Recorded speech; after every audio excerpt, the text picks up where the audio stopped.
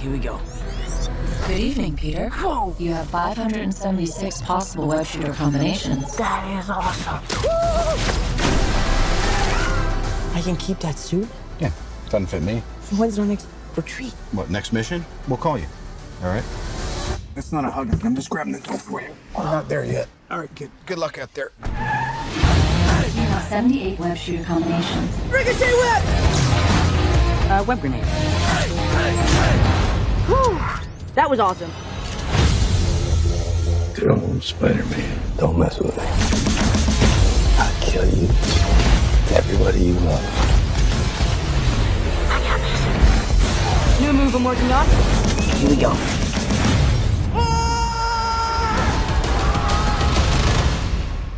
I'm just kidding, I don't care. Bye.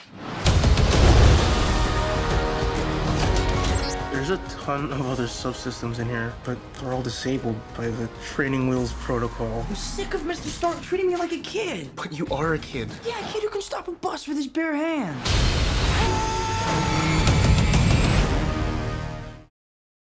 What's going on, everybody? So you guys asked for some new Marvel. We got all this Iron Man, Iron Spider suit going on in the Marvel Universe right now. So I'm going to talk about the origin of the Iron Spider suit in the comics and how the MCU version is different.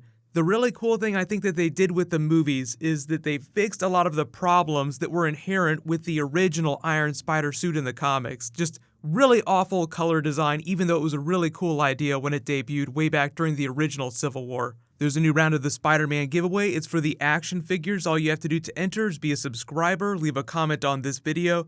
So a lot of the stuff that you've already seen in Civil War and what you've seen in these trailers is actually pretty true to the origin of the Iron Spider suit in the comics. It just has all the basic functions that you would find in an Iron Man costume that he slowly discovers throughout the original Civil War comic book until he finally comes to the conclusion that, hey man, this just isn't me. I need to go back to the classic. There were a lot of other reasons for that, but based on the footage we've seen so far from Spider-Man Homecoming, that basic arc plays out in a slightly less contentious way. So during the original Marvel Civil War, Spider-Man had been living in the Stark Tower. He'd been an Avenger for a long time. And in the lead up to Civil War, during Amazing Spider-Man number 529, he gets up in the middle of the night, can't sleep, and finds Tony Stark in another room working on something special. Hey there, kid, I'm working on a couple upgrades for you. What's wrong with my old suit? Nothing, only that it's made of cloth.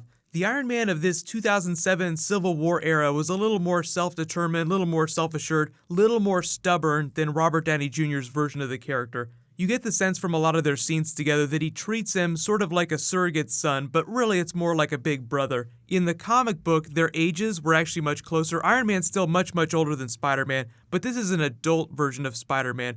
So it's more like they're frat bros. Iron Man starts tinkering with Spider-Man's costume without his knowledge. In the MCU version, he's really impressed with what Peter Parker's done so far. Is this you, kid? Wow, you could stop a bus. You're really strong. How did you make this? How did you make the web fluid? He's a lot more impressed with Spider-Man's natural scientific abilities than comic book Tony Stark is. So he starts building him an Iron Man suit that just looks like a Spider-Man suit. That was kind of a problem at the time because the suit definitely looked badass, but the color scheme was way off. It was a lot easier for him to make the decision to take the costume off. There were a couple important decisions that I'll explain in a second, but it's almost like Captain America wearing this Hydra uniform. That's not what Captain America looks like. This is what his costume looks like, the traditional colors. So what the movies have done is they've had Tony Stark top to bottom redesign what Spider-Man already did. We're going to take all these awesome ideas you had, collaborate, and build something new. So obviously he added a lot of secret functions that Spider-Man hasn't unlocked in the movie yet because of that training wheels protocol.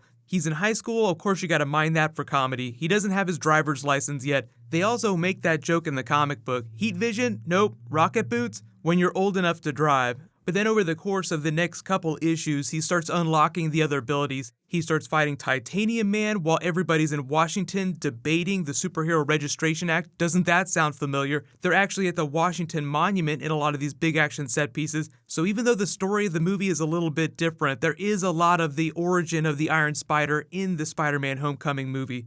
They use the fight to show off the new arms. Surprise! They have all kinds of different configurations. They're basically a lot like the Extremis version of Iron Man's armor. They synthesize and deploy any way Spider-Man needs them. He has all kinds of different web configurations. He has the same Iron Man HUD that connects him to all the same systems that Iron Man does. One of the only things that he did not have was an AI system, unlike Tom Holland's version of the costume. So I think that just sounds like Friday. So it's almost like Iron Man just copied his own AI system. But the important thing about that is the back door that Iron Man built into the software. So Iron Man controls all of Stark Tech. His AI system, Friday, is able to track Stark Tech anywhere in the world, no matter who's using it. So if Iron Man loses a piece of his armor and a criminal starts using it, or an Iron Man suit gets compromised and gets used by some of his other villains, he'll know about it. He can take that over, control it through backdoors that he builds into his software systems.